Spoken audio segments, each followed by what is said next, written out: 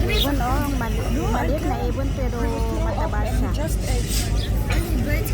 Mataba yung What ibon. birds?